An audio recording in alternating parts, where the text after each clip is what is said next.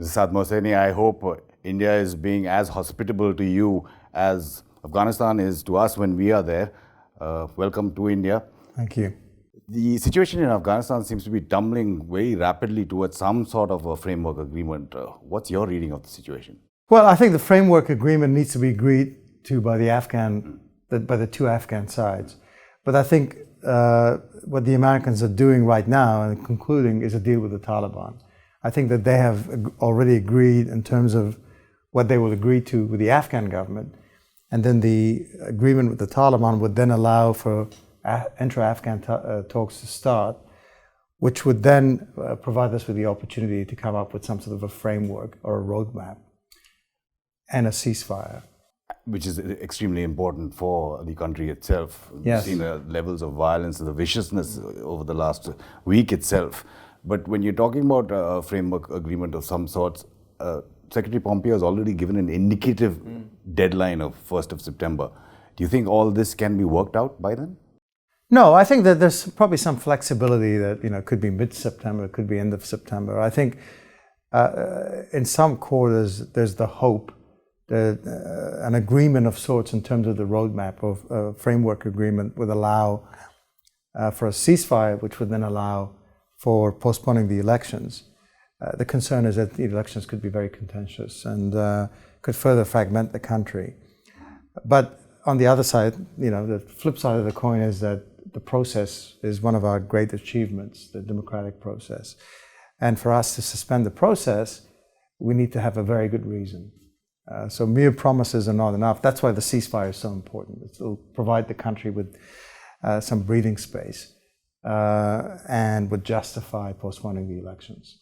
You're saying a very good reason to postpone the elections or not have them when they schedule on the 28th of September, already postponed twice. What could that good reason be?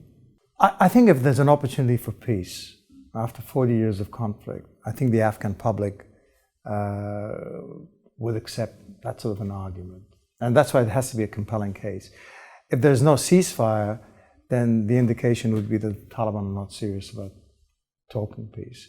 And this is just simply an excuse to get an end date from the Americans, and that they would pursue their aim of toppling the government by force. So I think the Afghans have reason to be cynical and to be paranoid. Literally in the last 10 days, we've seen hundreds of Afghans getting killed. So the ceasefire would provide us with a sort of a glimmer of hope that there's some seriousness in what the Taliban are saying. That's the Afghan people, you're saying. Yes. That can be sold to them. What about the administration, the Ghani government? Would they accept not having elections? Well, there's, unfortunately or fortunately, President Ghani's hoping to win a second term, 5-year term. And of course, peace talks and the emergence of an interim administration would deprive him of that opportunity. So I think that there is an element of conflict there, conflict of interest. But I think at the end of the day, he will do the right thing by Afghanistan. And I think if there's momentum, if there's the hope for peace and the international community supporting the process, I think it's going to be difficult for any individual to resist this opportunity. And I think the Afghan public will demand that if we have to sacrifice the process, temporary sacrifice, I think that's going to be acceptable to the Afghan public as long as that there's the prospect for peace. Prospects for peace look good. Meanwhile, campaigning continues. We've seen both the President Ghani and his vice presidential candidate Amrullah Saleh going to the provinces, to Paktia, and having campaigns. Hanif Atmar has pulled out, reportedly because of internal problems within his own team. Zalmay Rasool has endorsed President Ghani. If the elections do take place, President Ghani and the Chief Executive Abdullah again are the two main contenders? I think so, yes. The polling indicates they're the top two candidates. And the big question will be that will either of them be able to get over 50% of the votes in the first round? Because I think if it goes into a second round again, it'll be a case of deja vu. 2014, the results were challenged. There was a lot of fraud. We needed Senator Kerry or Secretary Kerry to come down and sort out the mess. I can't see Secretary Pompeo doing the same thing.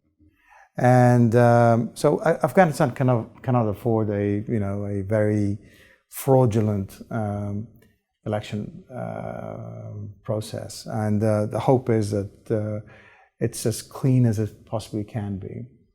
The Taliban have always been against elections, especially these ones. They've had statements that said the attacks will continue. They warned people to stay away from campaign rallies. Is that just a negotiating maneuver, or is that their ideology? How does that work with the... It's a good question. I mean, and this is what we're going to find out once intra-Afghan talks start in terms of how serious they are.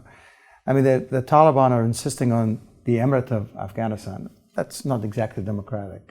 So even if you have a democracy, if you have a prime minister or a president, and then he or she can be overruled by a religious leader, then that is not democratic. So I'm not sure how committed they are to democracy, but they're at least willing to talk about it. And I think the process of resetting the constitution, it's not going to be a short one. Someone mentioned today that it took the Nepalese a decade to sort out their constitution. Right now, it's not. In 2003, we had pretty much everyone on the same page, and it still took months. I think this time it could be, I would say we'd have to give ourselves 18 months to 24 months minimum to for the roadmap until we reach the next phase, which will be fresh elections. And intra-Afghan talks, that is, whether it probably won't be the government itself, or the government may be represented with other people with the Taliban. How does that sit with the Afghan people? The Afghans are suspicious of individuals going in rather than a team. My concern always has been that the Taliban will have a very united front. They would have strategized. Whereas the Afghan side, the last minute, of the 15 individuals who are negotiating, 3 of them could very well side with the Taliban. So it's very important that they can argue and debate things amongst themselves, but I think when they negotiate with the Taliban, they should be on the same page. And I think that's more likely than not. I think that the Americans have made certain concessions, that there is a reference to the Afghan government, but it's an inclusive group of negotiators that representing the different parties in Afghanistan, the opposition groups, civil society, women's rights organizations, and of course the government. So I think the government may have a sort of a veto, but ultimately I think those negotiators will also have the ability to decide on things like an interim government, for example, or the roadmap. And the Americans won't be doing that, because it's in the past as well we've seen how the Americans have played a big role in who's actually governing in Afghanistan, whether you look from the fall of the Taliban itself. I don't think they've interfered directly, but I'm sure they've had their preferences, as have many others, including the Pakistanis and the Indians and the Iranians and others. I think the next phase will also involve more internationals. I think it's going to be difficult for the Americans to moderate these negotiations because they are a party to the conflict. And I think already there's a search for sort of a special moderator or someone who can... A guarantor. We had like Brahimi in Bonn in 2001. We may have someone similar that will have, a mandate from, say, the UN Security Council to conduct this, with the blessing of all the other parties. So I think that's why the international engagement is very important. India's engagement is very important, both between now and the finalizing the framework agreement to post-framework agreement in terms of negotiating real stuff. That's the point I was going to bring up. Now, when you're talking about international talks with the Taliban, it's not just the Americans. Mullah Baradar has been to Indonesia, he's been to Uzbekistan, he's been to China, he's been to Iran. Do you think India is involved enough in terms of upping its game in this pre-phase that you're talking about? No, I think it's disappointing thing is that India's been very weak and very indecisive. And, the argument from the Indian side is we're very respectful in what the Afghans do, but sort of a disengaged India is not in the region's interest. It's not in India's interest, and it's not in Afghanistan's interest. I think that it's reached the point that the Indians should appoint a special envoy for Afghanistan to not just engage with the Afghans, all sides, including the Taliban, but also to engage with the region and with the Americans. I think India can play a very constructive role. It has, it's in good, its reputation is probably one of the best in Afghanistan. It's seen as a player that's not trying to undermine the system, or it seems supportive of the Afghan people rather than sort of a specific individual or the government. So I think India can play a constructive role. I hope they can be a little bit bolder in the way that they conduct their Afghan policy going forward. Specifically, what you mean? How does India leverage this goodwill that it has in Afghanistan in all sections, in all ethnicities, all groups, in specifics? How does it up its game? I think, first and foremost, I think many of the Afghan individuals and influencers know India, have relationships with India, and India as a friend could be a sort of an advisor of sorts in terms of, whether it's the government or the opposition groups, in terms of how they should conduct their business within Afghanistan, because a very fragmented group of Afghans they're not going to be able to negotiate well.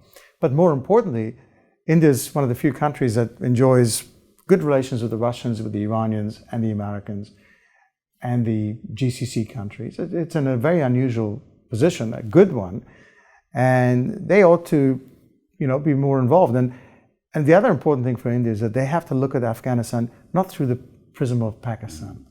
Right? Afghanistan on its own should be important enough to India in terms of national security, in terms of trade, Central Asia and so forth. In terms of, enough Afghans visit India on an annual basis. There's enough money coming in from Afghanistan. So I think it's in your interest to be more engaged. And that more engagement, a higher level of engagement from New Delhi should also involve the Taliban? There should be some engagement with I think so. I think the Taliban would not want to do a deal without the endorsement of India. Why is that? Well, because I think let's assume that India decides that it's not going to support the peace process, it could very well support a group that's opposed to the Taliban. And India's a multi-trillion-dollar economy, and it has vast resources and influence. And I think the other thing, in all honesty, that the Taliban, who have relied on the Pakistanis, have been funded by the Pakistanis, have had sanctuaries in Pakistan. Once they're back in Afghanistan, it is very likely that they would take an opposing view of many issues to Pakistan. So I think that in some ways India can play the role of savior. Now, of course, my concern is that the Pakistanis are very smart about this, the ISI, that they will not allow any group to be totally dominant in Afghanistan. It's very likely that other groups and other insurgents will emerge in Afghanistan, as they already have. They already have. We have Lashkar-e-Taiba and Jaish-e-Mohammed and groups which are active in Kashmir. But we have Daesh, we have Al-Qaeda, new Al-Qaeda in the north in particular. And then, of course, we've got IMU and some of the other smaller groups which have been active in the region for some time. So there is that risk. But the Taliban also realize, and some of the Taliban members have been educated in India. Stanagzai himself, in particular, actually, apparently speaks perfect Hindi. So I think even the Taliban would be looking at India and certain members of it in terms of being helpful to Afghanistan, and Afghanistan that would include the Taliban. Indian experts on Afghanistan and the region are already moving towards what you're saying, that there should be a higher level of engagement from New Delhi, should up its game, should even engage with the Taliban.